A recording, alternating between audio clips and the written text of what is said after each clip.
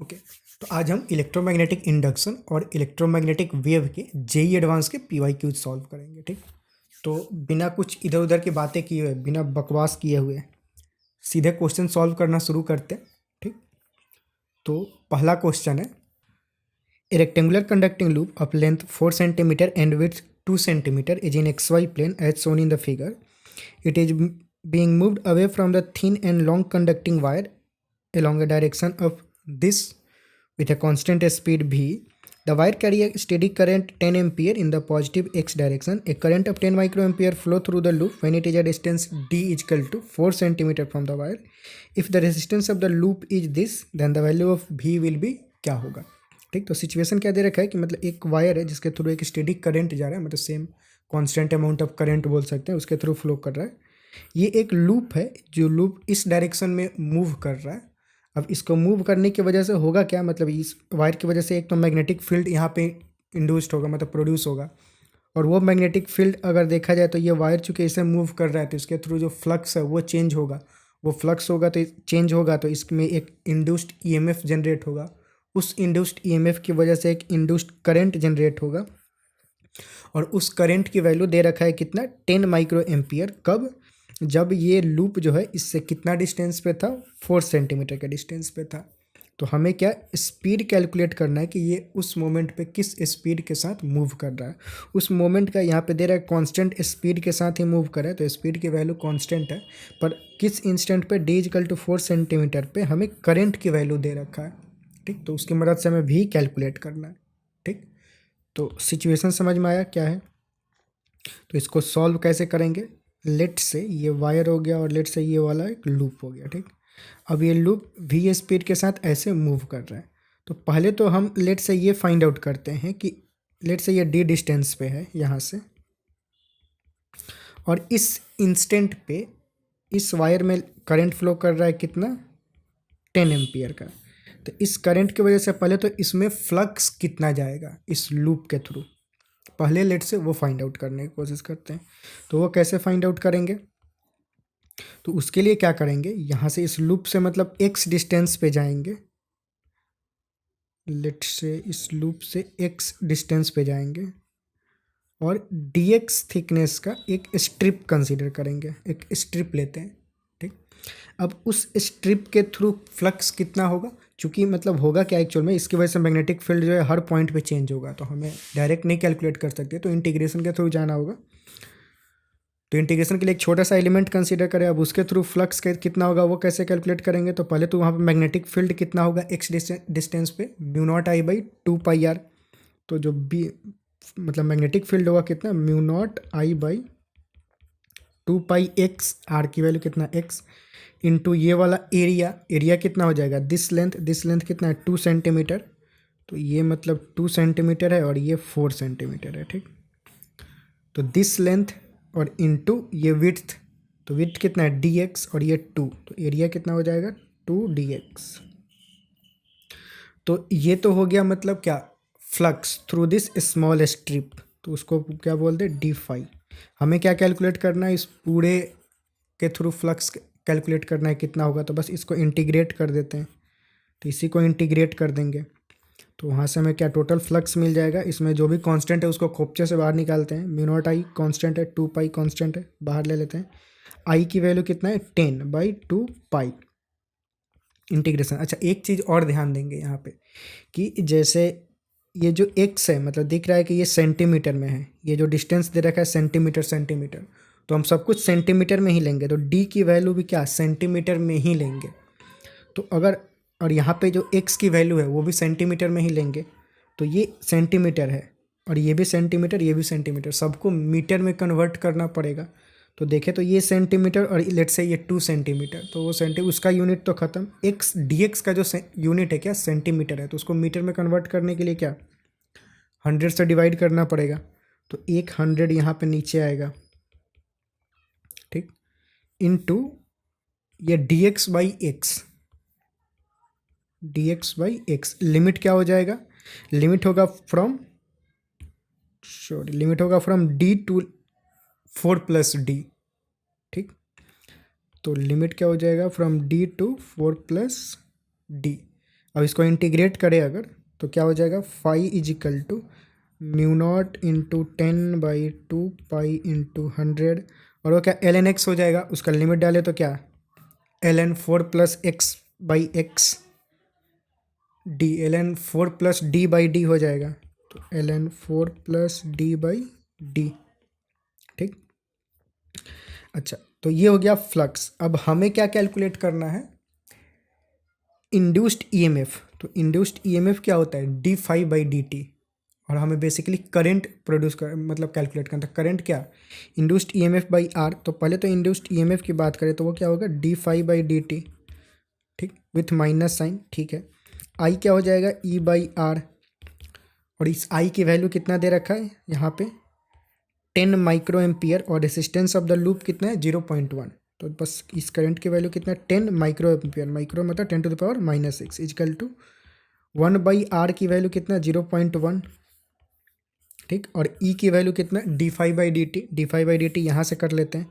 तो अगर इसको डिफ्रेंशिएट करें टाइम के रेस्पेक्ट में तो ये तो कांस्टेंट है, ये वैसे के वैसा ही रहेगा, 1 0 से 1 0 ये कैंसिल कर देते हैं, तो यहाँ पे क्या बचेगा, म्यू नॉट बाई 20 पाई बच जाएगा, ठीक। और इसको डिफ्रेंशिएट करें तो ये क्या होगा, एल एन एक्स का डिफ्रेंशिएशन क्या होता है 1/x, तो 1/x तो पहले तो ये नीचे आ जाएगा, मतलब 1/4 प्लस डी, और डी जो है ऊपर चला जाएगा, ठीक, इनटू डिफ्रेंशिएशन ऑफ ये अंदर का जो भी मसाला है उसका डिफ्रेंशिएशन फिर करेंगे, तो उसका डिफ्रेंशिएशन क्या हो जाएगा, अगर हम इसको लिखें तो इसको ऐसे लिख सकते हैं 4/d प्लस 1, ठीक, और इसको डिफ्रेंशिएट करें अगर तो ये तो 1 का डिफ्रेंशिएशन 0, अगर इसको डिफ्रेंशिएट करें तो क्या -4/d² into D by D T, तो मतलब D of D by D T, ये समझ में आ रहा है। ये जो डी है कौन सा डी है, ये जो गिवन है डिस्टेंस दे रखा है डी, वो वाला डी है, ठीक, ऐसे। तो ये कुछ डिफ्रेंशिएशन होगा, तो ये कुछ लंबा चौड़ा सा इक्वेशन बना, इसी को बस हमें सॉल्व करना। अब इसमें हमने करंट की वैल्यू अगर ये डाली है तो डिस्टेंस डी की वैल्यू क्या डालेंगे 4 सेंटीमीटर, क्योंकि 4 दे रखा था, तो डी की वैल्यू 4 डालते हैं, और ये जो वैल्यू है वो क्या हो जाएगा, D of D by D T क्या हो जाएगा, हमें कैलकुलेट क्या करना है वी की वैल्यू, ओके।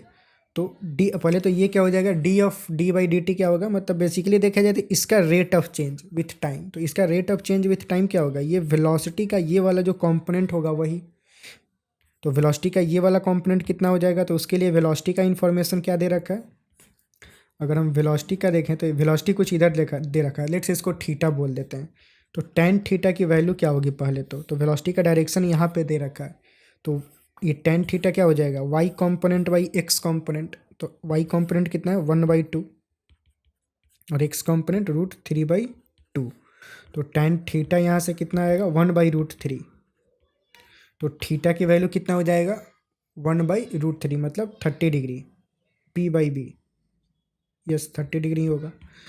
तो ये v की वैल्यू यहाँ 30 डिग्री हुई है, तो v का ये वाला कंपोनेंट कितना होगा v sin 30, ठीक, वही जो होगा वो d of d by D T के बराबर होगा, तो d of d by D T क्या हो जाएगा ये वाला कंपोनेंट, तो v sin 30, तो इसका वैल्यू कितना हो जाएगा v sin 30, बस डाल देते हैं। अब यहाँ पे क्या करें, जो जो भी कांस्टेंट है उन सबका वैल्यू भी डालते चलते हैं, ठीक।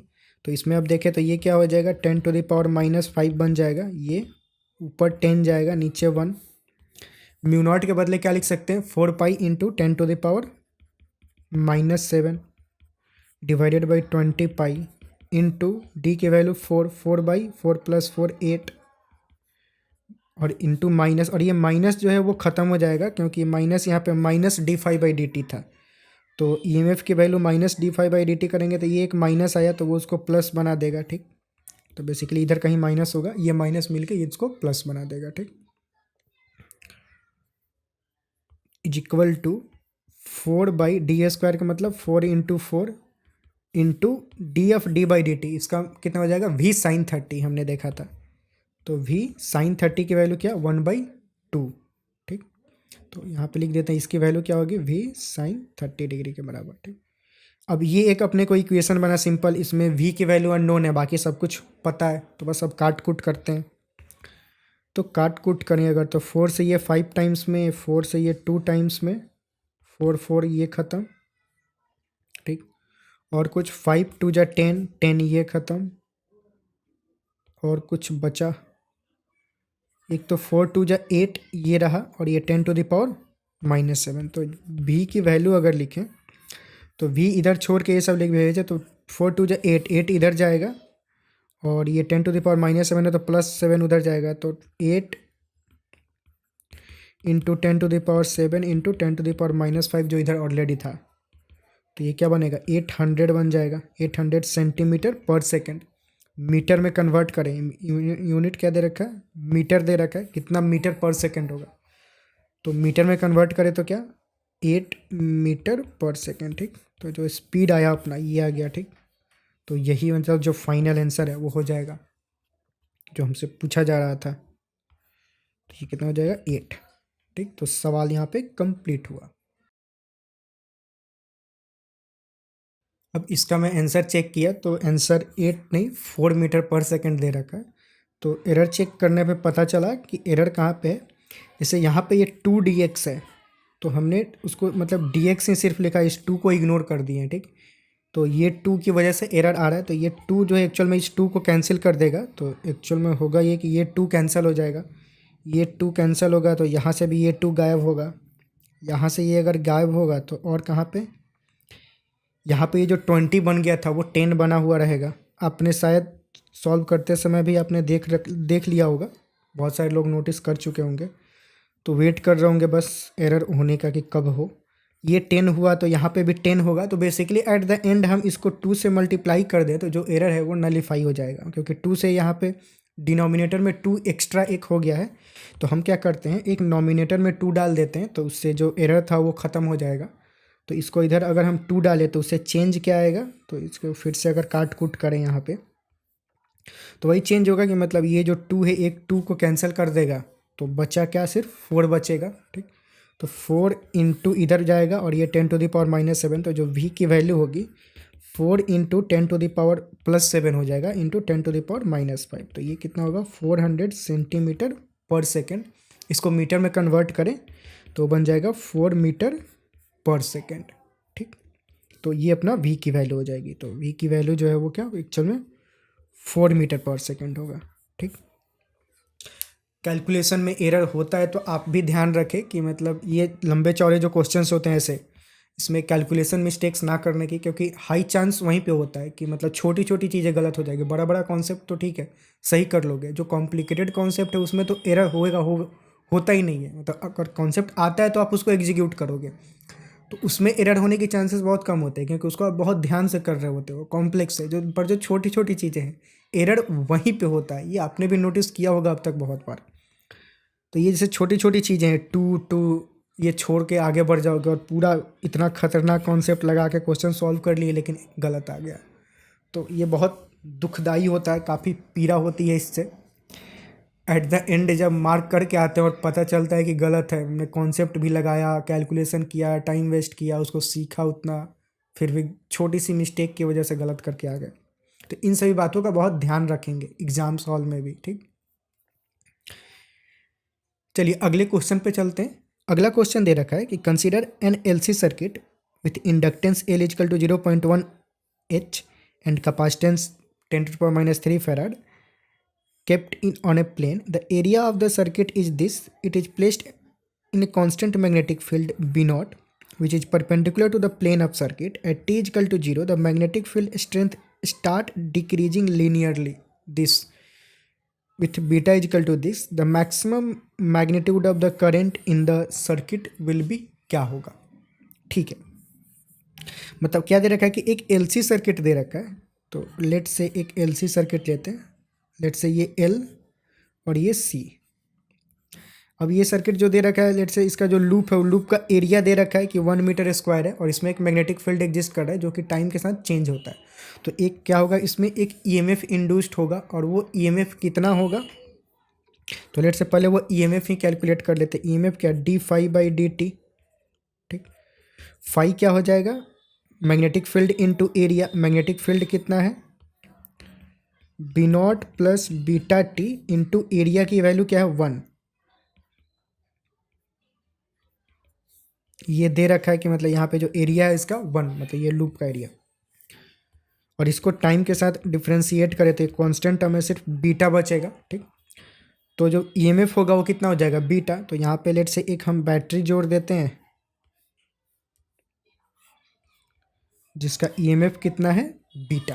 ठीक, अब हमसे पूछा जा रहा है कि मैक्सिमम मैग्नीट्यूड ऑफ करंट कितना होगा, मतलब इसमें जो मैक्सिमम करंट होगा उसकी वैल्यू क्या होगी। तो इसमें मैक्सिमम करंट कैसे फाइंड आउट करते हैं, टी इक्वल टू 0 पे क्या होगा, ये एक इंडक्टर है तो टी इक्वल टू 0 पर करंट 0 होगा क्योंकि ये स्टार्टिंग में करंट को ब्लॉक करता है। टी इक्वल टू 0 पे एक रेसिस्टेंस की तरह काम करता है। तो करंट की अगर वैल्यू फाइंड आउट करें तो करंट का एक्सप्रेशन अगर हम फाइंड आउट करें कि करंट का एक्सप्रेशन क्या होगा तो कैसे कर सकते हैं। अब इसमें होगा ये कि बेसिकली ये एलसी ऑसिलेशन करेगा। ओके, ये एल है और सी है तो इसमें होगा क्या, एक एलसी ऑसिलेशन होगा। ठीक, तो करंट की वैल्यू मैक्सिमम कब होगी, तो लेट से करंट का जो एक्सप्रेशन होता है वो जरा लिखते हैं। एलसी ऑसिलेशन में करंट का एक्सप्रेशन क्या होता है, I equal to I naught under root of Q max square minus Q square. ये करंट का एक्सप्रेशन होता है। मतलब नहीं, I equal to I naught नहीं, आई जो होता है एक्चुअल में मतलब इसको हम एनालॉगी करते हैं एसएचएम से, क्योंकि ये एक तरह का ऑसिलेशन है और एसएचएम भी एक तरह का ऑसिलेशन है। तो जो करंट है वो वेलोसिटी का काम करता है और वेलोसिटी का फॉर्मूला क्या होता था वहाँ पे, V equal to omega under root A square minus X square. तो इस एनालॉजी से चलें तो यहाँ पे जो करंट होता है वो वेलोसिटी का एनालॉजी होता है। ओमेगा की वैल्यू क्या होती है, फ्रीक्वेंसी। एलसी ऑसिलेशन में ओमेगा क्या होता है, 1/√ऑफ LC। ठीक, और जो चार्ज होता है वो एक्स का काम करता है। जैसे वहाँ पे एक्स की वैल्यू चेंज होती है इधर उधर, यहाँ पे इस पर जो चार्ज होगा वो चेंज होगा। 0 से मैक्सिमम अटेंड करेगा, फिर 0 आएगा, फिर इधर मैक्सिमम अटेंड करेगा, फिर 0 आएगा, मतलब पोलैरिटी चेंज करेगा। पहले थोड़ी एक में ये पॉजिटिव होगा, दूसरे में ये पॉजिटिव हो जाएगा। तो इस तरीके से चार्ज ऑसिलेट करता है। तो जो करंट होता है एक्चुअल में उसकी वैल्यू ये होती है। तो करंट की मैक्सिमम वैल्यू चाहिए, मैक्सिमम वैल्यू चाहिए तो इसमें मैक्सिमम कब होगा, जब ये 0 हो जाए। ठीक, तभी वो मैक्सिमम होगा। तो ये 0 हो जाए मतलब इस कैपेसिटर पे चार्ज जब 0 होगा उस समय जो करंट होगा वो मैक्सिमम जाएगा। तो और मैक्सिमम करंट कितना है तो उसके लिए ये फार्मूला डाल देता है। फार्मूला में एल पता है, सी पता है, क्यू मैक्स कितना होगा। क्यू मैक्स के लिए क्या, क्यू इक्वल टू क्या, सी भी। तो लेट से मानते हैं कि पूरा का पूरा अगर चार्ज इसी पे चला जाए तो जो क्यू मैक्स की वैल्यू होगी सी भी, सी की वैल्यू कितना दे रखा है, 10⁻⁻3। ठीक, और वी मतलब क्या, ईएमएफ। तो वी की वैल्यू कितना, बीटा, ये हमने देख रखा है। बीटा की वैल्यू कितना है, 0.04। तो ये मैक्सिमम करेंट है, मैक्सिमम चार्ज है जो कि होगा। ठीक, तो बस आई की वैल्यू क्या हो जाएगी, 1/√ऑफ LC into under root of Q max square. तो अंडर रूट से बाहर आएगा तो वही हो जाएगा, आई मैक्स हमें चाहिए। ठीक, तो 1/√ऑफ LC इंटू क्यू मैक्स। अब वैल्यू पुट कर देते हैं। 1/√L की वैल्यू कितना है, 0.1, और C कितना है, 10⁻⁻3। तो बेसिकली 0.1 मतलब 10⁻⁻1 और वो 10⁻⁻3, तो 10⁻⁻4 बन जाएगा। और LC की वैल्यू कितना, 0.04 इंटू 10⁻⁻3। तो आई मैक्स,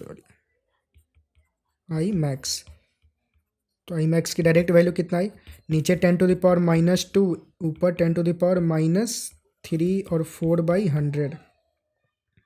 तो ये 10⁻⁻1 मतलब 1/10, तो 4 इंटू 10⁻⁻3 एम्पियर करेंट हो जाएगा। ठीक, मैक्सिमम करंट यहाँ पे मिली एम्पियर में पूछ रखा है। तो मिली एम्पियर का मतलब क्या, ये 10⁻⁻3। तो I max in milli ampere 4 milli ampere हो जाएगा। ठीक, तो करंट की वैल्यू ये क्या, 4, मतलब फाइनल आंसर हो जाएगा। ओके, तो नेक्स्ट क्वेश्चन देखते हैं। इन the circuit shown in the figure the capacitor C is initially अनचार्ज and the key is open. ठीक है, मतलब ये कैपेसिटर जो था वो अनचार्ज था और स्टार्टिंग में ये जो की था वो ओपन था। In this condition the current of 1 ampere flow through 1 ओम, मतलब इस रेसिस्टर के थ्रू जो करंट जा रहा है इस कंडीशन में कितना, 1 एम्पियर का करंट फ्लो कर रहा है। ठीक है, तो इसको यहाँ पे रिप्रेजेंट कर देते हैं, 1 एम्पियर का फ्लो करंट इसके थ्रू मतलब फ्लो कर रहा है, ठीक है। The key is closed at time t is equal to T naught, which of the following statement is are correct. तो ठीक है, टी नॉट पे मतलब इस स्विच को क्लोज किया गया और उसके बाद ऑप्शन दिए गए हैं, चूज करें कौन सा सही है। और 1/e की वैल्यू ये एक इन्फॉर्मेशन दे रखा है। लेट्स से फर्स्ट ऑप्शन देखते हैं। फर्स्ट ऑप्शन क्या है कि sorry the value of resistance R is 3 ohm. तो फर्स्ट मतलब पहले हमें क्या है, कैपिटल आर की वैल्यू क्या होगी, दे रखा है कि 3 ओम है, सही या नहीं, गलत मतलब सही है कि गलत फाइंड आउट करना है। तो पहले लेट से कैपिटल आर की वैल्यू फाइंड आउट करते हैं, ठीक। तो इन्फॉर्मेशन क्या दे रखा था कि जब ये स्विच ओपन था तब इसके थ्रू करंट कितना फ्लो कर रहा था, 1 एम्पियर का, ठीक। इस वाले ब्रांच के थ्रू करंट दे रखा है कि I1 करंट फ्लो कर रहा है, तो लेट से उसको I1 ऐसे ही बोल देते हैं। तो इधर से अगर लेट से I1 जा रहा है और इधर से हम मान ले रहे हैं कि करंट इस डायरेक्शन में लेट से जा रहा है, तो ये दोनों करंट जाके इधर ऐड अप हो जाएगा। और तो इसके थ्रू जो करंट जाएगा वो क्या, I1 + 1 हो जाएगा, ठीक। तो हमें ये रेसिस्टेंस कितना होगा वो कैलकुलेट करना है। तो क्या करें, मतलब एक बार लूप में घूमते हैं और इक्वेशन बनाते हैं, ठीक। तो लेट से इस वाले लूप में अगर घूमे तो क्या होगा, यहाँ से शुरू करते हैं। तो 15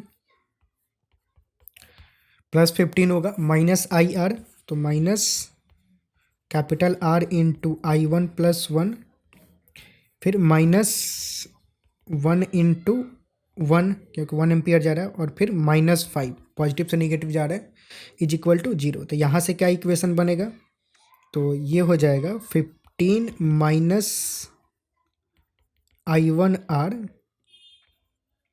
-R -1 -5 इज इक्वल टू 0। तो यहाँ से एक इक्वेशन बन रहा है, ठीक है। इसको ऐसे ही रहने देते हैं। इसको हम क्या करते हैं, इसको लेट से इस साइड लेके चलें। तो 5 1 6, 15 - 6 कितना हो जाएगा, मतलब 15 - 6 कितना हो जाएगा, 9 is equal to R + 1, R नहीं, R कॉमन ले तो I1 + 1, लेट से इसको इक्वेशन 1 बोल देते हैं, ठीक। एक और इक्वेशन बनाए अगर, तो लेट से इस वाले लूप में घूमते हैं एक बार, ठीक। इसमें या फिर इसमें घूमते हैं, आसान होगा, ठीक। लेट से इस वाले लूप में अगर घूमे हम तो क्या होगा, 5, और ये करंट के उल्टा डायरेक्शन में जा रहे हैं तो प्लस होगा। तो दूसरे लूप में अगर घूमे तो 5 + 1 इंटू 1, करेंट भी 1 है, और फिर यहाँ पे आए तो -IR, तो -I1 into 3 is equal to 0। तो यहाँ से I1 की वैल्यू आ गई, सिंपल, ओके। 5 + 1 6/3 2 एम्पियर, तो I1 की वैल्यू आ गई। I1 की वैल्यू इसमें डाल दे तो R की वैल्यू मिल जाएगी। तो 2 + 1 3, तो R की वैल्यू क्या हो जाएगी, 9/3, यानी कि 3 ओम। तो जो कैपिटल R की वैल्यू आई वो कितना, 3 ओम। फर्स्ट ऑप्शन में यही दे रखा है कि R की वैल्यू 3 ओम होगा क्या, यस यही होगा। तो ए ऑप्शन क्या हो जाएगा, करेक्ट। बी ऑप्शन चेक करें कि for T less than T not, मतलब ये स्विच क्लोज करने के पहले the value of current I1 is 2 ampere. तो स्विच क्लोज करने के पहले I1 की वैल्यू हमने कैलकुलेट ही किया, कितना, 2 एम्पियर का। तो सही है, बी ऑप्शन भी करेक्ट है, क्योंकि ये सारा कैलकुलेशन स्विच क्लोज करने के पहले ही हुआ है, ठीक। अच्छा, अब बोल रहा है कि at T equal to T naught plus 7.2 micro second, मतलब टी नॉट पे हमने स्विच को क्लोज किया था, उससे भी आगे की बात हो रही है, मतलब स्विच क्लोज करने की बाद की बात हो रही है, ठीक है। The current in the capacitor is this, तो मतलब स्विच क्लोज करने के बाद इस कैपेसिटर में जो करंट होगा वो इस टाइम पे मतलब ये होगा 0.6 एम्पियर या नहीं, मतलब चेक करना है, ठीक है। तो बेलेट से स्विच क्लोज करने के बाद कैपेसिटर में कितना करंट होगा फाइंड आउट करते हैं। तो उसके लिए क्या करें, अब कैपेसिटर में जो करंट होता है उसका एक्सप्रेशन क्या होता है, कैपेसिटर पे जो चार्ज होता है उसका एक्सप्रेशन क्या होता है, Q is equal to Q0 into 1 - e⁻−t/τ, ये होता था। अगर इसको डिफ्रेंशिएट कर दे तो हमें मतलब करंट का एक्सप्रेशन मिल जाएगा। तो I क्या हो जाएगा, I is equal to I0 e⁻−t/τ, और एक बार टाउ भी नीचे आएगा तो यहाँ पे -टाउ आएगा बेसिकली। तो -टाउ और इस माइनस को कैंसिल कर देगा, इसका डिफ्रेंशिएशन तो एनीवे 0 होगा। तो जो करंट का एक्सप्रेशन होगा कुछ ये बनेगा, ठीक। मतलब ये Q इजकल टू Q0/τ ही होगा, ठीक। यहाँ पे Q0/τ ही जो मैक्सिमम करंट I0 के बराबर लिखते हैं हम, ठीक है। तो बस इसको डिफ्रेंशिएट करने पे ये आएगा। तो करंट का एक्सप्रेशन कुछ ऐसा होता है। तो उसके लिए हमें क्या चाहिए, एक तो क्यू नॉट चाहिए, मैक्सिमम करंट कितना, मैक्सिमम चार्ज कितना, और ये क्या चाहिए, टाउ चाहिए। टाउ क्या होता है, आर सी के बराबर, टाइम कांस्टेंट। ठीक, तो दो चीज़ें पहले हमें कैलकुलेट करना होगा। तो दो चीज़ें कैसे कैलकुलेट कर सकते हैं, अब आर सी के लिए क्या, सी तो पता है, आर के लिए क्या, इस पूरे को रिड्यूस करना पड़ेगा। तो इसको पूरे को, अगर सर्किट को हम रिड्यूस करें तो क्या होगा, लेट से इस सबको रिड्यूस करके एक सिंगल सर्किट अगर बनाए, तो पहले तो इक्विवेलेंट ईएमएफ उनका क्या होगा, यहाँ पे ईएमएफ दे रखा है तीनों ही ब्रांच का और रेसिस्टेंस दे रखा है, तो ये तीनों पैरेलल में कनेक्टेड है। तो इक्विवेलेंट ईएमएफ कैलकुलेट करें तो क्या, इस ब्रांच में हम ईएमएफ 0 ले सकते हैं, ठीक, और ऐसा मान सकते हैं कि 3 बैटरी जो है पैरेलल में ऐसे कनेक्टेड है। तो इक्विवेलेंट ईएमएफ क्या होगा, पैरेलल में इक्विवेलेंट ईएमएफ कैसे कैलकुलेट करते हैं, E1/R1 plus E2/R2 plus E3/R3 divided by 1/R1 plus 1/R2 plus 1/R3, ये फॉर्मूला होता है। तो अभी मैंने क्या बोला, इसको यहाँ पे मैं लिख देता हूँ, E1, एक बार लिखता हूँ, E1/R1 plus E2/R2 plus E3/R3 divided by 1/R1 plus 1/R2 plus 1/R3। ऐसे इक्विवेलेंट ईएमएफ कैलकुलेट करते हैं पैरेलल के केस में। तो वही यहाँ पे हम करने वाले हैं। तो E1 कितना, 15, 15 बाई कैपिटल आर की वैल्यू हमने क्या कैलकुलेट कर रखा है, 3, तो 15/3 प्लस 5/1, और तीसरा में कुछ नहीं है तो 0/3 लिख सकते हैं हम, ठीक, और divided 1/R1, 1/3 plus 1/R2, R2 की वैल्यू कितना है 1 प्लस 1/R3, ये कितना बन जाएगा 5 प्लस 5 10 डिवाइडेड बाई 3 2 5 और ये 3, तो 6 बन जाएगा बेसिकली। तो 6 वोल्ट जो है इक्विवेलेंट ईएमएफ आ जाएगा। इक्विवेलेंट रेसिस्टेंस क्या होगा, तो 1/R equivalent 1/R1 plus 1/R2 plus 1/R3, ये कितना बन जाएगा 5/3, ठीक। तो ठीक है, तो इक्विवेलेंट रेसिस्टेंस पता चल गया, ईएमएफ पता चल गया। तो इसको हम फिर से अगर सर्किट को रीड्रॉ करें तो इसको हम ऐसे रीड्रॉ कर सकते हैं कि एक बैटरी कनेक्टेड है और इसका एक रेसिस्टेंस है, यहाँ पे एक कैपेसिटर है और यहाँ पे ये वाला रेसिस्टेंस जो है दे रखा, ठीक। तो ये जो है क्या, इक्विवेलेंट जो हमने यहाँ पे कैलकुलेट किया, ठीक। तो इक्विवेलेंट कितना आया 3/5, ठीक, मतलब 1/R इक्विवेलेंट 5/3 है, तो R इक्विवेलेंट कितना हो जाएगा 3/5। इक्विवेलेंट ईएमएफ कितना आया 6, ये कैपेसिटर कितना दे रखा है 2 माइक्रोफैराड, ठीक, और ये रेसिस्टेंस कितना दे रखा है 3, तो ये रेसिस्टेंस हो जाएगा 3। तो ये एक सिंपल सर्किट में कन्वर्ट हो गया। अब यहाँ पे अगर हम आर सी कैलकुलेट कर रहे हैं टाइम कांस्टेंट, तो आर सी के लिए क्या, आर नहीं सी तो ये हो जाएगा, आर क्या हो जाएगा, इन दोनों का सीरीज सिंपल। तो सीरीज में करेंगे तो दिस प्लस दिस हो जाएगा और इनटू दिस। तो अब जो टाइम कांस्टेंट है, तो आर की वैल्यू क्या 3/5 प्लस 3 इंटू सी मतलब 2, ये कितना हो जाएगा 15 प्लस 3 18/5 इंटू 2, इतना माइक्रो सेकेंड होगा, क्योंकि ये जो कैपेसिटर है, कैपेसिटेंस हमने माइक्रो फैराड में ले रखा है, तो टाइम भी मतलब जो टाइम कांस्टेंट होगा वो माइक्रो के टर्म्स में आएगा। तो ठीक है, ये तो टाइम कांस्टेंट हो गया, टाउ की वैल्यू हो गई। अब क्या चाहिए, मैक्सिमम चार्ज चाहिए। तो मैक्सिमम चार्ज कितना, तो मैक्सिमम चार्ज क्या होगा, जब सारा का सारा मतलब इस पे हो, पोटेंशियल डिफरेंस इसी के बीच में क्रिएटेड हो, तो जो क्यू नॉट होगा वो क्या, सी भी के बराबर, सी की वैल्यू कितना 2 और भी कितना 6, 12 माइक्रो कूलम, ये मैक्सिमम चार्ज हो जाएगा। तो बस सारा मसाला मिल चुका है, बस इसमें डाल देते हैं तो चार्ज हमें मतलब current as a function of time मिल जाएगा। तो current as a function of time लिखें तो i is equal to q naught की वैल्यू 12/टाउ, टाउ की वैल्यू कितना 36/5 है बेसिकली ये, ठीक। तो 36/5 ऊपर चला जाएगा इंटू e⁻⁻t/टाउ, ठीक है, इसको ऐसे ही रखते हैं। अब t/टाउ की वैल्यू जरा अलग से कैलकुलेट कर लेते हैं। t/टाउ उसकी वैल्यू क्या हो जाएगी, अब हमसे कब करंट पूछा हुआ है, at a time t equal to T0 plus this.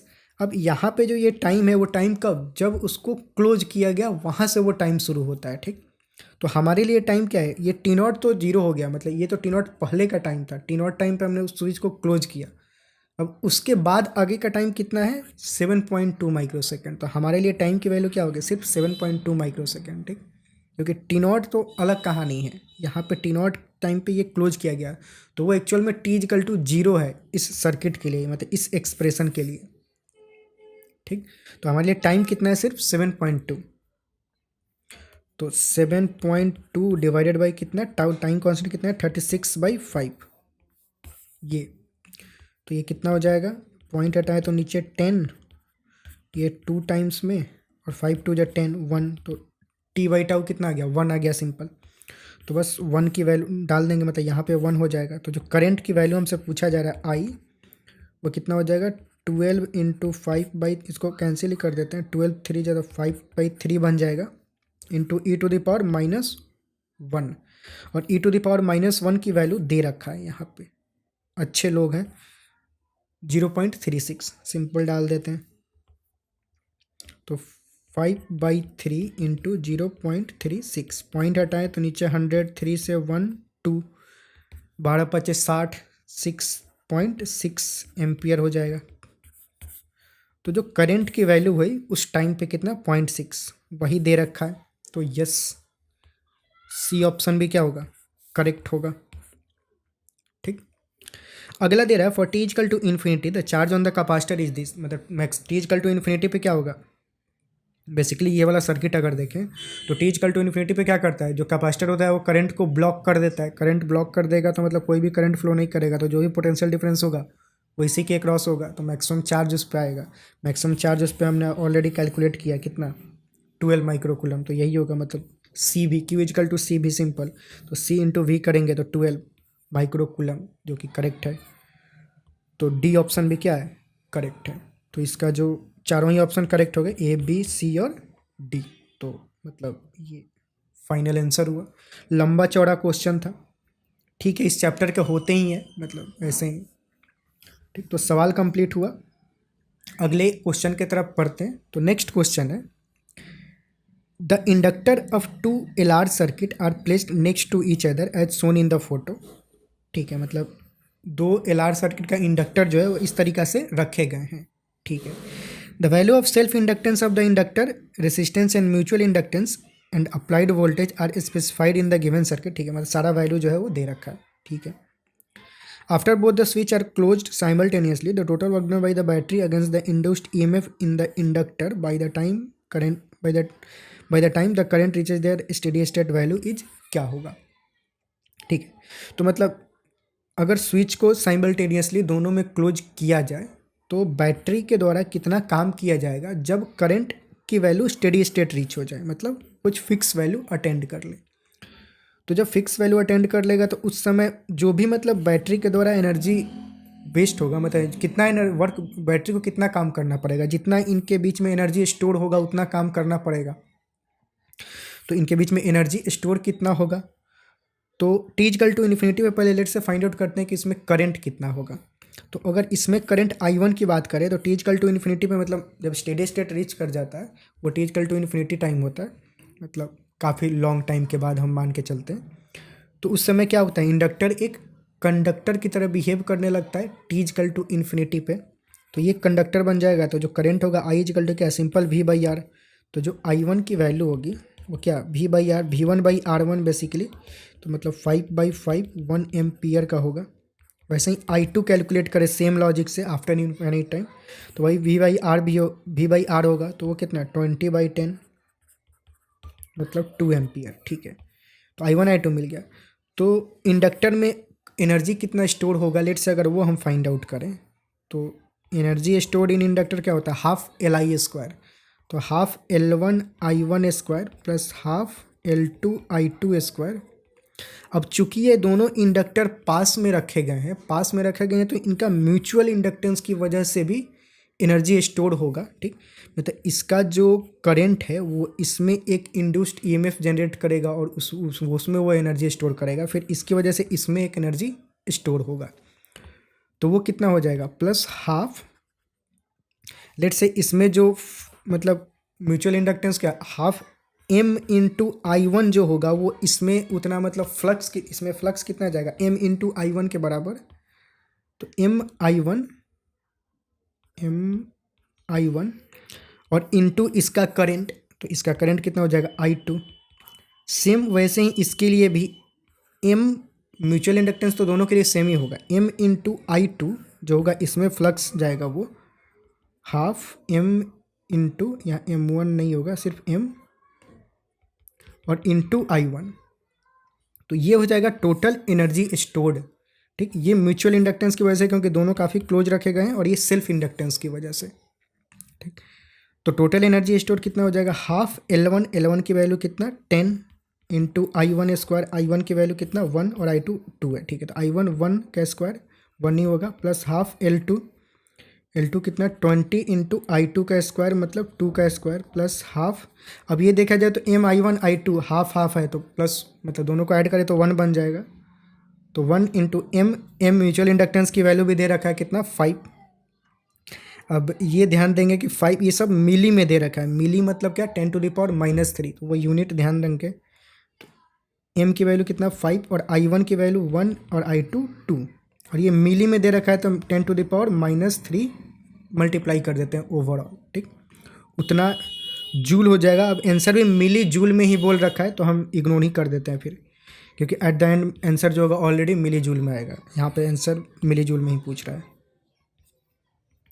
तो ये कितना बन जाएगा 5, मतलब काट कूट कर देते हैं पहले तो कुछ सिंपल सा 5 प्लस ये 2 तो 40 हो जाएगा, प्लस 60 तो 105 हो गया। ठीक, आई थिंक करेक्ट होगा, 5 ये हुआ, ये 2 तो 22 जब 40 और 5 और इसका एल कितना 20 है, यस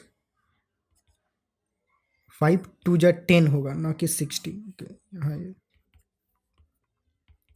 हम 12 5 जा कर दे, 5 2 जा 10 तो 55 हो जाएगा, तो 55 मिली जूल हो जाएगा बेसिकली।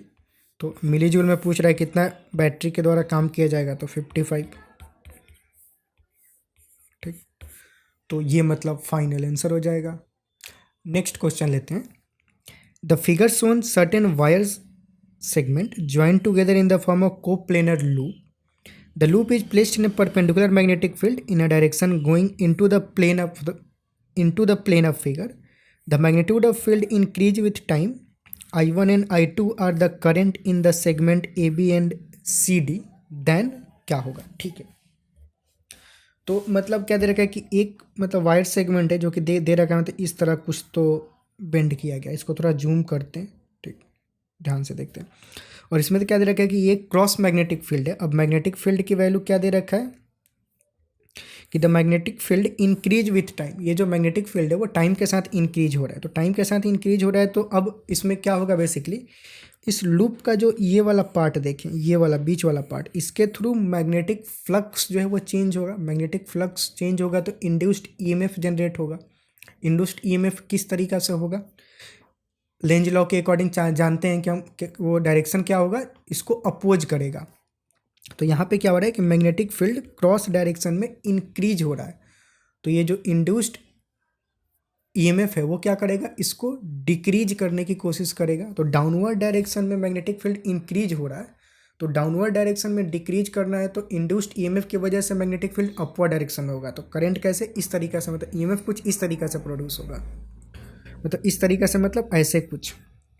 ठीक, तो मतलब करंट कुछ इस तरीका से जाना चाहिए। तो करंट का डायरेक्शन जो होगा बेसिकली वो कैसा होगा, कुछ इस तरीका से होगा, ऐसे जाएगा करंट इसमें, और इस वाले वायर में कुछ इस तरीका से जाएगा, ताकि जो इसमें मैग्नेटिक फील्ड इसकी वजह से हो अपवर्ड डायरेक्शन में हो, ताकि वो उसको अपोज कर पाए। तो डायरेक्शन ऑफ करंट ये होगा, मतलब हमने देखा। अब इसमें ऑप्शन में देख रखा क्या दे रखा है, I1 और I2 क्या दे रखा है कि are the current in the segment AB and CD। Okay, AB में जो करंट है उसको I1 बोल रहा है, और CD में जो करंट है उस I2 बोल रहा है। ठीक है, अच्छा I1 I2 डिफरेंट होगा क्या, सेम ही होगा वैल्यू। यहाँ पे मैक्सिमम मिनिमम कुछ तो दे रखा था, तो पहले तो I1 I2 की वैल्यू सेम ही होगी, क्योंकि ये सेम ही लूप का पार्ट है, एक ही तो क्लोज लूप है ऐसे, तो उस लूप में जो भी करंट फ्लो होगा सेम ही करेगा। तो I1 I2 की पहले तो वैल्यू जो होगा वो सेम ही होगा, तो ये दोनों ऑप्शन ऐसे ही रिजेक्ट हो गया। डायरेक्शन की बात कर रहा आगे, I1 is in the direction of BA। I1 क्या है, I1 ये है, इसका डायरेक्शन क्या है BA, नहीं इसका डायरेक्शन जो है AB की है, तो ये भी ऑप्शन रिजेक्ट। तो एक ही ऑप्शन बचा, उसको सही होना ही पड़ेगा। I1 is in direction of AB, yes, and I2 in direction of DC, sorry, I2 is in direction of DC, जो कि सही है। ठीक, तो जो डी ऑप्शन है वो करेक्ट हो जाएगा। तो यह मतलब अपना फाइनल आंसर हो जाएगा। ठीक, अगला सवाल देखते हैं। तो अगला क्वेश्चन बोल रखा है, अब ये भी कुछ लंबा चौड़ा कहानी दे रखा है। In the given figure the switch S1 and S2 are close simultaneously at t equal to 0। ठीक है, मतलब इस फोटो में S1 और S2 को एक ही साथ बंद किया गया और उस टाइम को हम t इक्वल टू 0 बोल रहे हैं। And the current start flow in the circuit, both battery have the same magnitude of electromotive force EMF and the polarities are indicated as in figure. ठीक है, मतलब दोनों बैटरी का EMF सेम ही है और पोलैरिटी दे रखा है, मतलब इधर ये पॉजिटिव है और इधर पॉजिटिव इसका है। Ignore the mutual inductance between the inductor, the current I in the middle wire reaches its maximum value I max at the time t equal to tau, which of the following statement is true. I max की वैल्यू और tau की वैल्यू पूछा जा रहा है। ठीक है, तो कुछ ये मतलब सर्किट दे रखा है। अब ये जो बीच वाला वायर है, इसमें जो करंट है वो मैक्सिमम रीच हो रहा है। ठीक, तो वो मैक्सिमम करंट की वैल्यू क्या होगी और वो जिस टाइम पे मैक्सिमम करंट होगा तो उस टाइम की वैल्यू क्या होगी बेसिकली, क्योंकि t इक्वल टू टाउ पे जो करंट है वो मैक्सिमम हो रहा है। ठीक, यहाँ टाइम टाउ जो है वो मतलब वो जो टाइम कांस्टेंट होता है वो नहीं है, ये ध्यान देंगे। ठीक, ज़रूरी नहीं कि वो हो, मतलब हो भी सकता है पर ज़रूरी नहीं है, क्योंकि ऐसा तो बोल नहीं रखा कि जो मैक्सिमम करंट है वो टाइम कांस्टेंट पे ही जा रहा है। t इक्वल टू टाउ पे दे रखा है, आप टाउ की वैल्यू कैलकुलेट करना है। ठीक, ठीक है, तो क्या करें, तो लेट्स से मान लेते हैं कि इस बैटरी में इधर पोलैरिटी है, पॉजिटिव पोलैरिटी, तो मान लेते हैं कि इसमें करंट कुछ इसकी वजह से ऐसे फ्लो कर रहा है। लेट्स हम बोल देते हैं कि I1 करंट जो है वो ऐसे फ्लो कर रहा है इस वाले सेगमेंट में। ठीक, इसमें ये क्या, लेट्स से इसको बोल देते हैं कि I2 करंट जो है वो इसमें ऐसे फ्लो कर रहा है। ठीक, तो इसमें अगर देखा जाए तो एक करंट जा रहा है इधर से I2 और एक करंट इधर से आ रहा है I1, ये तो नेट करंट क्या होगा, नेट ये जो करंट I है, I क्या है, नेट करंट है, नेट करंट क्या होगा, I1 माइनस I2 के बराबर होगा, सिंपल। ठीक, अच्छा, I1 और I2 का इंडिविजुअल एक्सप्रेशन अगर हम कैलकुलेट करें तो क्या होगा, अगर I1 को देखें तो वो कुछ इस तरीक़ा से, ये स्विच क्लोज है। ठीक, तो इसमें ये कौन सा सर्किट है, LR सर्किट है। LR सर्किट में मतलब जो करंट होता है उसका एक्सप्रेशन क्या होता है, t इक्वल टू 0 पे करंट क्या होता है, 0। ठीक, तो I इक्वल टू क्या होता है, I0 into 1 minus E to the power t by tau, ये वैल्यू होता है करंट का। तो I1 क्या हो जाएगा, I1 equal to I0 1 into 1 minus E to the power t by tau, ये क्या, time constant, not this tau, ये कन्फ्यूज होंगे यहाँ पे। तो इसको हम क्या करते हैं कि लेट से इसको टाउ 1 बोल देते हैं इस वाले टाइम कांस्टेंट को, और दूसरे वाले सर्किट का जो टाइम कांस्टेंट है उसको टाउ 2 बोल देंगे। तो ऐसे ही I2 लिखे तो क्या हो जाएगा, I0 2 into 1 minus E to the power minus T by tau 2, 2 का टाइम कांस्टेंट। तो 1 का टाइम कांस्टेंट क्या हो जाएगा, टाइम कांस्टेंट क्या होता है, L बाई आर, तो इसका टाइम कांस्टेंट L बाई आर। अब L और R की वैल्यू नहीं दे रखा है। ठीक है, तो ले लेते हैं, मान लेते हैं ऐसे ही L बाई आर, टाउ 2 क्या हो जाएगा, 2L बाई आर। ठीक, ठीक है, तो I की वैल्यू क्या होगी, अब I क्या है, हमें दिख रहा है कि दोनों का डिफरेंस है, और I0 मैक्सिमम करंट कितना होगा वो अगर फाइंड आउट करना चाहें तो 1 का I0 1 मतलब करंट 1 वाले में मैक्सिमम करंट क्या होगा, I equal to V by R, maximum current कब, t इक्वल टू इन्फिनिटी पे ये जो है कंडक्टर की तरह बिहेव करने लगेगा, कंडक्टर की तरह बिहेव करेगा तो करंट क्या होगा, I equal to simple V by R. इसमें भी करंट देखे तो V बाई आर, तो दोनों में जो मैक्सिमम करंट है वो सेम ही है। तो लेट से मैक्सिमम करंट को हम सिंपल I0 बोल देते हैं, मतलब I0 1 जो है वो I0 2 के बराबर है, तो इसको लेट से हम I0 बोल देते हैं। ठीक, तो अब यहाँ पे I1 माइनस I2 करें, क्योंकि हमें ये करंट I की पहले एक्सप्रेशन कैलकुलेट करना है और फिर उसको मैक्सिमाइज करना है।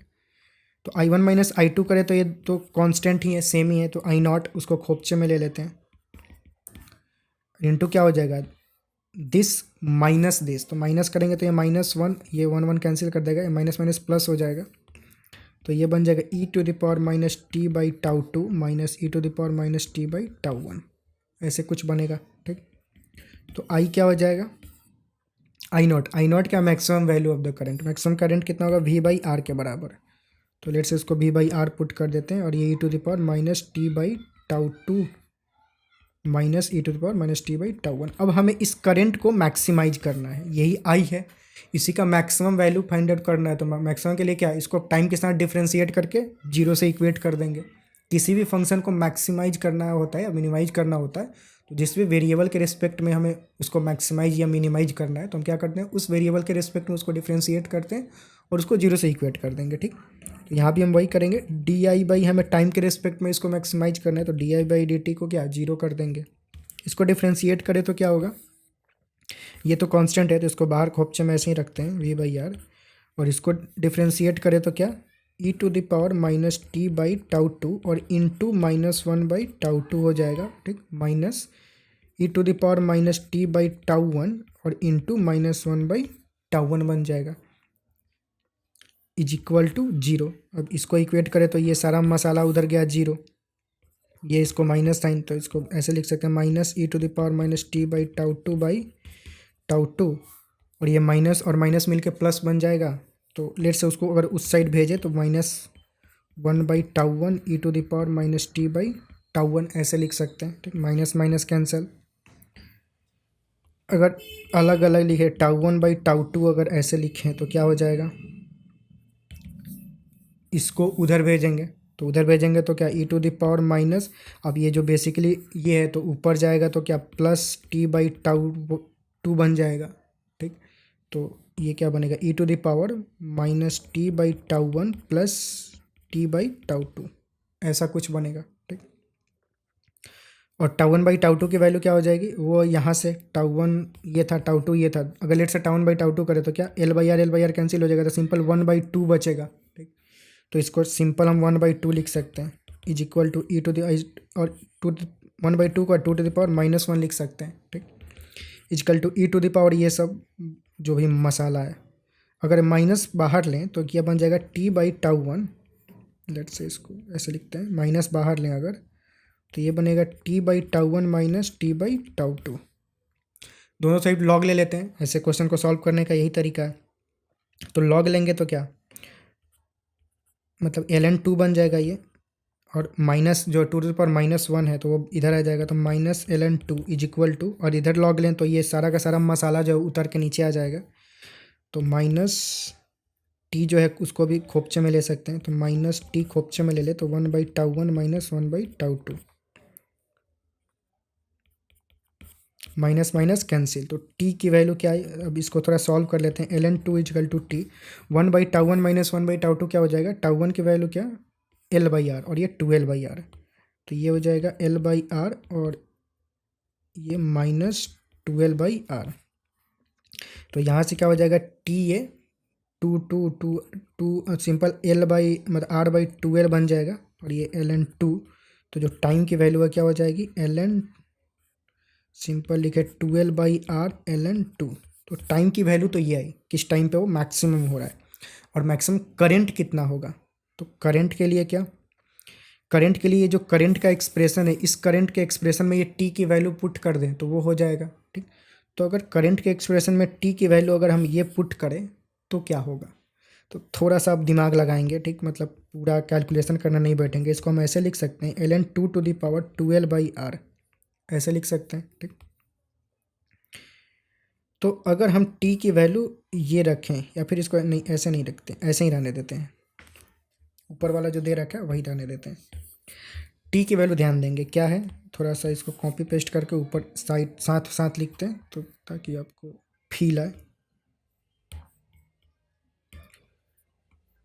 ये रहा अपना t की वैल्यू। अब गौर फरमाएंगे थोड़ा, ये जो करंट की वैल्यू है अगर इसमें हम t की वैल्यू ये रखें, t बाई टाउ टू क्या हो जाएगा, ये t रहा, टाउ टू क्या है, ट्वेल्व बाई आर, तो टाउ टू की वैल्यू अगर यहाँ पे रखें तो ट्वेल्व बाई आर करें तो twelve twelve cancel, R R cancel, बचा क्या सिर्फ एल एन टू, तो इसकी वैल्यू क्या हो गई सिर्फ एल एन टू। तो एल एन टू करें तो e to the power minus L N two की वैल्यू क्या हो जाएगी, V by R e to the power minus L N two, तो माइनस जाएगा ऊपर सिर्फ, तो ई की पावर अगर एल एन में समथिंग रहे तो ये पूरा का पूरा मसाला नीचे आ जाता है, तो बेसिकली ये two to the power minus one बन जाएगा, तो ये बेसिकली 1/2 होगा, ठीक। माइनस सेम वैसे ही इसको करेगा तो टाउ वन क्या है, एल बाई आर है सिर्फ, तो एल बाई आर कैंसिल करें तो 2 बचेगा, ये 2 इसके ऊपर माथे पे चला जाएगा, 2 टू द पावर 4, तो L N two the power 4, ये माइनस अगेन, तो माइनस इसके ऊपर जाएगा, तो ये क्या बनेगा 1/4। लॉग का प्रॉपर्टी पता है, लॉग का प्रॉपर्टी कौन सा, e to the power l n x क्या होता है, सिंपल एक्स, ये प्रॉपर्टी यूज हो रहा है, ठीक। तो ये कितना बन जाएगा 1/2 माइनस 1/4 बन जाएगा, तो V/4R, जो मैक्सिमम करंट होगा वो कितना हो जाएगा V/4R, आई मैक्स हो जाएगा ये, तो मैक्सिमम करंट ये होगा, और किस टाइम पे होगा, इस टाइम पे होगा, ठीक। वही पूछ रहा था, तो आई मैक्स V/4R, यानी कि बी ऑप्शन जो है वो करेक्ट हो जाएगा, और किस टाइम पे कर होगा 12/R ln 2, 12/R ln 2, ये डी ऑप्शन करेक्ट हो जाएगा, ठीक। तो जो फाइनल आंसर होगा मतलब ये हो जाएगा, बी और डी जो है वो फाइनल आंसर हो जाएगा इसका, ठीक। नेक्स्ट क्वेश्चन लेते हैं। तो अगला सवाल बोल रहा है, a conducting wire of parabolic shape y equal to x square is moving with velocity v equal to v not I cap, मतलब ठीक है, मतलब आई डायरेक्शन में, एक्स डायरेक्शन में वो कांस्टेंट स्पीड के साथ मूव कर रहा है in a non uniform magnetic field, और मैग्नेटिक फील्ड ये दे रखा है, ठीक है, as shown in the photo. If V naught B not l and beta are a positive constant, delta phi is the potential difference develop between the ends of the wire, the correct statement is are क्या होगा, ठीक है। तो delta phi मतलब potential difference क्या होगा पहले, तो लेट से वही कैलकुलेट करते हैं पहले। तो वायर क्या है, वायर जो है इस शेप में है, ठीक, और वो जो वायर है ऐसे मूव कर रहा है। मैग्नेटिक फील्ड क्या है, डॉट डायरेक्शन में, मतलब अपवर्ड डायरेक्शन में परपेंडिकुलर है। तो इसमें बेसिकली क्या होगा, मोशनल ईएमएफ जनरेट होगा इस वायर में। अब मोशनल ईएमएफ का फॉर्मूला क्या होता है, V क्रॉस BL, मतलब VBL सिंपल अगर लिखे तो, ठीक, मोशनल ईएमएफ। इसमें जो VBL होता है वो क्या, तीनों म्यूचुअली परपेंडिकुलर वाला पार्ट हम लेते हैं, ठीक। तो V जो होगा स्पीड इस डायरेक्शन में है, ठीक, मैग्नेटिक फील्ड अपवर्ड डायरेक्शन में है, तो V और B तो परपेंडिकुलर है। L की बात करें तो अगर म्यूचुअल परपेंडिकुलर लेंथ ले तो म्यूचुअल परपेंडिकुलर लेंथ क्या होगा, सिर्फ ये वाला पार्ट जो भी ये वाला लेंथ होगा वही परपेंडिकुलर लेंथ होगा। तो इस वायर का हम सिर्फ और सिर्फ ये वाला लेंथ इसमें कंसीडर करेंगे एल के लिए, इफेक्टिव लेंथ इसको बोलते हैं। ये कॉन्सेप्ट आपने पढ़ भी रखा होगा कि अगर कोई भी रैंडम शेप का वायर अगर लेट से ऐसा है और वो अगर किसी यूनिफॉर्म या फिर नॉन यूनिफॉर्म मैग्नेटिक फील्ड में मूव कर रहा है इसे स्पीड v से, तो इस वायर का हम कौन सा पार्ट लेते हैं, इसका इफेक्टिव लेंथ लेते हैं। इफेक्टिव लेंथ कौन सा, पहले तो ये लेंथ कंसीडर करेंगे सिंपल, और उसमें भी ये जो वेलोसिटी के परपेंडिकुलर वाला पार्ट है लेंथ है ये, तो ये जो होता है वो एल इफेक्टिव, हम मतलब ये वाला लेंथ एल इफेक्टिव लेंथ लेते हैं, ये लेंथ मोशनल ईएमएफ कैलकुलेट करने के लिए। और मैग्नेटिक फील्ड इन दोनों ही क्वांटिटी के परपेंडिकुलर डायरेक्शन में होगा, मतलब डॉट या फिर क्रॉस डायरेक्शन में होगा, ठीक। ये शॉर्टकट होता है, मतलब ये कॉन्सेप्ट ध्यान में रखेंगे, ये तो ऐसे प्रॉब्लम्स में फिर उलझा के रख देगा। तो हम इस वायर को हम कैसा ट्रीट कर सकते हैं, एक सिंपल ऐसा रॉड ट्रीट कर सकते हैं जो कि इधर मूव कर रहा है, ठीक, क्योंकि वही उसका इफेक्टिव लेंथ होगा, ठीक। तो ठीक है, ये तो शॉर्ट हो गया। अब ये जो वायर लेट से हमने ले लिया ऐसा कि ऐसा कोई वायर है और इसमें ऐसे मूव कर रहा है, eight the and same he answer आएगा क्योंकि इफेक्टिव लेंथ इस वायर का भी यही होगा। अच्छा, तो अब इस वायर में अगर हमें मोशनल ईएमएफ अगेन कैलकुलेट करना है तो भी तो फिक्स हो गया, कांस्टेंट है, एल भी फिक्स हो गया, अब हमने फिक्स कर लिया। बी अभी भी चेंज हो रहा है, मैग्नेटिक फील्ड यहाँ दिख रहा है कि वाई पे डिपेंडेंट है, तो मैग्नेटिक फील्ड मतलब इधर इस डायरेक्शन में चेंज हो रहा है, तो उसके लिए क्या फिर अगेन इंटीग्रेशन से जाना होगा। तो हम क्या करेंगे, वाई डिस्टेंस पे जाएंगे और एक छोटा सा एलिमेंट लेंगे डी वाई, उस छोटे से एलिमेंट में जो ईएमएफ इंड्यूस्ड होगा लेट से उस ईएमएफ को हम बोल देते हैं डी ई, और वो ईएमएफ कितना होगा वी नॉट बी कितना है मैग्नेटिक फील्ड ये वाला, अब पूरा का पूरा ये डाल देंगे, ठीक है, बाद में डाल देंगे, इनटू एल की वैल्यू क्या है डी वाई, या फिर डी एल बोल सकते हैं कि हम एल लेंथ पे गए और डी एल टुकड़ा लिए छोटा सा, लेट्स इसको ऐसे वो लिखते हैं कि हम एल डिस्टेंस पे गए और यहाँ पे एक डीएल टुकड़ा लिए, डीएल लेंथ का टुकड़ा, ठीक। तो यहाँ पे क्या हो जाएगा, इंटू डीएल, ठीक। ठीक है, तो ये हो गया ईएमएफ इस छोटे से टुकड़े में। जरा बी का वैल्यू पुट कर देते हैं। अब ये कुछ खतरनाक टाइप का दे रखा है, ठीक है, डाल देते हैं अभी। B not into 1+y/L to the power beta into dl, ठीक है। तो बेसिकली ये ईएमएफ हो गया, ठीक है, जो भी हो। अब हमसे पूछा जा रहा है, मतलब ये इसी को हम बेसिकली हम इंटीग्रेट करेंगे और लिमिट इसमें क्या पुट करेंगे, लिमिट क्या होगा फ्रॉम ये वाला लेंथ, तो ये लेंथ कितना है, एल है, तो मतलब 0 से एल, तो इसमें जो लिमिट होगा वो 0 से लेकर के कैपिटल एल। तो ये इंटीग्रेशन जो होगा वही डेल्टा फाई आ जाएगा, जो कि पोटेंशियल डिफरेंस होगा between the terminals of the wire, और ये इंटीग्रेशन करके जो भी आया, ठीक है। तो अब फर्स्ट ऑप्शन में बोल रहा है फॉर बीटा इजिकल टू 2, जो पोटेंशियल डिफरेंस है, मतलब mod of the potential difference, sine वाइन से कुछ मतलब नहीं है, जिस मैग्नीट्यूड इतना होगा, ठीक है। तो अगर बीटा की वैल्यू 2 ले लें, तो लेट से ए ऑप्शन क्रॉस चेक करते हैं। तो ए ऑप्शन में जो डेल फाई है उसमें बीटा की वैल्यू क्या है, 2, तो वो क्या हो जाएगा, बी नॉट इंटू 1+y/L का स्क्वायर इंटू डीएल। यहाँ पे वेरिएबल क्या है, y, तो लेट से इसको dl ना लिख के dy ही लिखते हैं, ज़्यादा बेटर होगा, क्योंकि वेरिएबल y है, तो y का वेरिएबल क्या होगा, dy। तो आप कंफ्यूज करोगे, फिर कंफ्यूज होगे, तो लेट से इसको हम y ही रखते हैं। y डिस्टेंस पर गए और dy टुकड़ा लिया, ताकि ये वेरिएबल सेम रहे, मतलब y वेरिएबल है तो dy लेना ज़्यादा बेटर है, ठीक। ठीक है, तो यहाँ सब हम y कर देते हैं dy, ठीक है।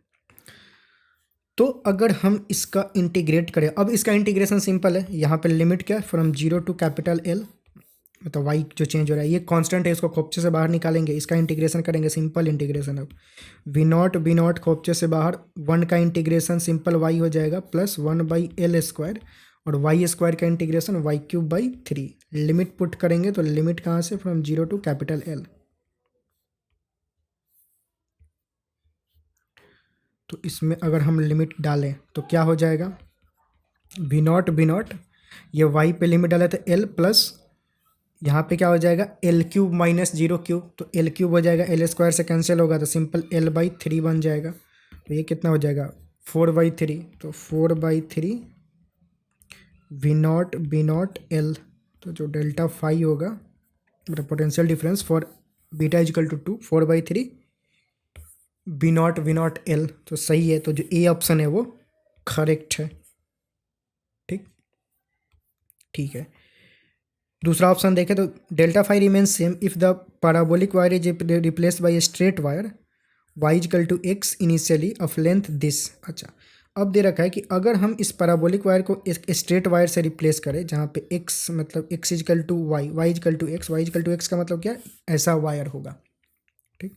और वायर का लेंथ कितना है, √2l वायर का लेंथ है, तो मतलब क्या कि उसका x कॉम्पोनेंट कितना होगा, l होगा, और मतलब और y कॉम्पोनेंट भी l होगा, तभी ये √2l आएगा, क्योंकि 90 डिग्री पे है दोनों।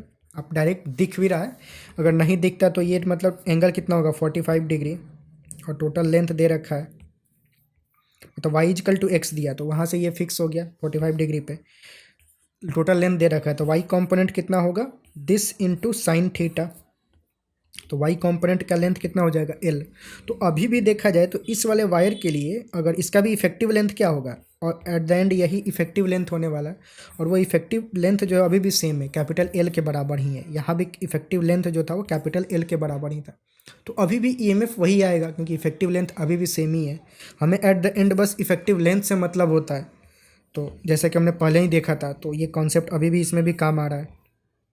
तो यस, जो पोटेंशियल डिफरेंस होगा वो सेम ही रहेगा। अच्छा, अब दे रखा है कि ये जो delta for beta is equal to 0 के लिए ईएमएफ ये होगा, तो ठीक है, एक बार फिर से इसी इंटीग्रेशन को कर लेते हैं। फॉर बीटा 0 के लिए मतलब ये 0 हो जाएगा, तो ये ख़त्म ही हो गया, तो बस 1 बचा। 1 का इंटीग्रेशन क्या हो जाएगा, y सिंपल, इसमें वैल्यू पुट करें तो क्या हो जाएगा, L - 0, तो सिंपल L0, तो वी नॉट L हो जाएगा ईएमएफ, यहाँ पे क्या दे रखा है, हाफ V0 L, तो नहीं होगा, गलत है, डायरेक्ट दिख रहा है। ठीक, तो जो सी ऑप्शन है वो गलत है। डी ऑप्शन देखा जाए तो delta phi is proportional to length of the wire projected on Y axis. Yes, क्योंकि देखा जाए तो delta phi at the end L के प्रोपोर्शनल आ रहा है, यहाँ पे एल आ रहा है, और ये एल क्या है, length projected on Y axis के बराबर है। ठीक, वैसे भी ईएमएफ हम देखते हैं कि ईएमएफ जो होता है वो लेंथ के मतलब परपेंडिकुलर लेंथ के प्रोपोर्शनल होता है, और यहाँ पे परपेंडिकुलर लेंथ कौन सा है, length projected on Y axis, क्योंकि वी ऐसा है, बी अपवर्ड है, तो एल क्या होगा, ये वाला पार्ट आएगा। ठीक, तो यस, डी ऑप्शन करेक्ट है, तो ये सही हो जाएगा। तो यही मतलब सवाल हो गया, ए बी और डी जो है इसका फाइनल आंसर हो जाएगा। ठीक, ओके, नेक्स्ट क्वेश्चन देखते हैं।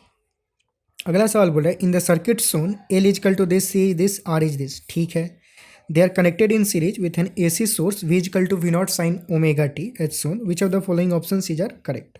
ठीक है, तो मतलब एक बेसिकली LCR कनेक्टेड है, तो मतलब बेसिकली LCR सर्किट एक दे रखा है, और उसका जो पोटेंशियल है वो भी दे रखा है, और सारा इन्फॉर्मेशन दे रखा है, मतलब L की वैल्यू, C की वैल्यू, R की वैल्यू। अब कुछ सवाल पूछा जा रहा है, सवाल पे फोकस करते हैं, मतलब बेसिकली ऑप्शन पे फोकस करते हैं। फर्स्ट ऑप्शन बोल रहा है, at omega is approximately equal to 0 the current flowing through the circuit becomes nearly 0। तो अगर ओमेगा की वैल्यू 0 हो जाए, तो हम देख रहे हैं कि साइन ओमेगा टी है, तो ओमेगा अगर अप्रॉक्सीमेटली 0 हो गया तो जो पोटेंशियल डिफरेंस है वो भी 0 हो जाएगा, तो पोटेंशियल डिफरेंस 0 होगा तो करंट जो है 0 हो जाएगा। तो yes, the current flowing through the circuit वो भी नियरली 0 के बराबर चला जाएगा, तो फर्स्ट ऑप्शन करेक्ट है। ठीक, सेकंड ऑप्शन बोल रहा है कि the frequency at which the current will be in phase with the voltage is independent of R. तो LCR सर्किट में मतलब अब इसमें क्या हो रहा है कि कौन से फ्रीक्वेंसी पे करंट और वोल्टेज जो है दोनों सेम फेज में होगा। तो सेम फेज में कब होता है, रेजोनेंस के टाइम पे होता है। रेजोनेंस के टाइम पे क्या होता है, जो XL होता है वो XC के बराबर होता है, मतलब इसका जो इम्पीडेंस होता है और इसका इम्पीडेंस दोनों बराबर होता है, क्योंकि नेट इम्पीडेंस अगर कैलकुलेट करें तो हम R, अब इसमें देखा जाए तो पोटेंशियल डिफरेंस किसका, मतलब इसका पोटेंशियल डिफरेंस इसमें क्या करता है, पोटेंशियल इसमें करंट जो है कैपेसिटर में करंट लीड करता है, तो पोटेंशियल लैग करेगा, तो पोटेंशियल लैग करेगा तो XC नीचे आएगा। ठीक, क्योंकि इधर है, तो मतलब इसमें पोटेंशियल ये रहा, तो इसमें करंट, तो रेसिस्टर में करंट और पोटेंशियल दोनों सेम फेज में होता है। इसमें जो पोटेंशियल होता है, करंट जो होता है लीड करता है, करंट लीड करेगा तो करंट इस डायरेक्शन में है, तो पोटेंशियल को इधर आना पड़ेगा, तभी जाकर करंट जो है वो लीड करेगा, और ऑब्वियस है एक्सेल ऊपर होगा, क्योंकि इसमें करंट लैग करता है, तो वोल्टेज लीड करेगा, तो वोल्टेज ऐसा कुछ होता है। तो मतलब बेसिकली ये दोनों जब बराबर हो जाएं तभी ये दोनों फेज में होगा, मतलब मेन टोटल का टोटल वोल्टेज ही पूरा इधर हो जाएगा और टोटल करंट भी इसी डायरेक्शन में होगा। ये आपने डिटेल में पढ़ रखा होगा, अब यहाँ पे पूरा डिटेल में नहीं बताया जा सकता, ये चीज़ें याद होगी। ठीक, तो ये जब दोनों बराबर होता है तो सब करंट और वोल्टेज जो होता है वो सेम फेज में रहेगा। रेजोनेंस कंडीशन उसको बोलते हैं। काफ़ी स्टैंडर्ड सा क्वेश्चन है, कुछ मतलब खोद के नहीं निकाला गया है, काफ़ी सिंपल ये स्टैंडर्ड है, मतलब पढ़ाते हैं ये डायरेक्ट। एक्सेल क्या होता है, ओमेगा बाई एल, और एक्सी क्या होता है, 1/ओमेगा c। तो ओमेगा की वैल्यू क्या हो जाएगी, 1/√LC। इस ओमेगा पे दोनों फेज में होगा। तो ओमेगा किस ओमेगा पे बोल रहा है कि मतलब सेम, मतलब वो इंडिपेंडेंट ऑफ आर। तो यस, ओमेगा जो है वो आर पे डिपेंड नहीं कर रहा है, जब दोनों करंट और वोल्टेज सेम फेज में होने के लिए, मतलब सेम फेज में होने के लिए करंट और वोल्टेज को ओमेगा की वैल्यू ये होना पड़ेगा। तो वो कतई मतलब कैसे भी मतलब आर पे डिपेंडेंट नहीं है, तो बी ऑप्शन क्या है, करेक्ट है। सी ऑप्शन बोल रहा है कि the current will be in phase with the voltage at omega this. तो अब बेसिकली हमें ओमेगा की वैल्यू फाइंड आउट करना है, किस ओमेगा पे करंट और वोल्टेज सेम फेज में होंगे। तो वैल्यू पुट कर देते हैं। एल की वैल्यू कितना है, 10⁻⁻6, और सी की वैल्यू कितना है, वो भी माइक्रो फैराड है, तो 10⁻⁻6। तो ओमेगा क्या हो जाएगा, 10⁻+6 ऊपर आ जाएगा। तो इस ओमेगा पे होगा जो सेम फेज में होंगे। 10⁻4 दे रखा है तो गलत है। अगला बोल रहा है कि at omega greater than 10⁻6 the circuit behaves like capacitor. तो अगर देखा जाए तो अगर ओमेगा की वैल्यू 10⁻6 से ज़्यादा हो गया तो एक्सेल और एक्सी में कौन बड़ा हो जाएगा। अगर ओमेगा की वैल्यू 10⁻6 पे क्या है, दोनों बराबर हैं, ठीक। अगर ओमेगा की वैल्यू 10⁶ से बढ़ाया जाए तो एक्सएल की वैल्यू बढ़ जाएगी। यहाँ पे देखा ये डिनोमिनेटर में है तो एक्सएल की वैल्यू घट जाएगी, एक्सी की वैल्यू घट जाएगी। तो for omega very large greater than 10⁶, XC will be XL will be very large compare to XC. तो एक्सएल की वैल्यू बहुत ज़्यादा हो जाएगा, तो एक्सएल ज़्यादा हो जाएगा मतलब जो एक्सएल क्या है, इम्पीडेंस ऑफ इंडक्टर, तो जो सर्किट है वो इंडक्टर की तरह बिहेव करने लगेगा। यहाँ पे दे रहा है कि behave like capacitor, no it will behave like inductor, क्योंकि इंडक्टेंस जो है वो बहुत इंक्रीज हो जाएगा, क्योंकि डायरेक्टली प्रोपोर्शनल टू ओमेगा होता है। तो उस वजह से ये ऑप्शन गलत है। तो जो इसका करेक्ट ऑप्शन होगा वो क्या, ए और बी हो जाएगा। ठीक, तो ये मतलब फाइनल आंसर हो गया इसका। तो बस इस वीडियो में इतना ही। इसका जो नेक्स्ट पार्ट है, मतलब आगे का जो क्वेश्चन है उसको हम नेक्स्ट पार्ट में कंटिन्यू करते हैं। तो इसको हम 2 पार्ट में ब्रेक कर देते हैं, पार्ट 1 और पार्ट 2। तो आगे के जो क्वेश्चन है वो नेक्स्ट सेकंड पार्ट में आ जाएगा। ठीक, तब तक पढ़ाई करते रहें और मिलते हैं अगले वीडियो में।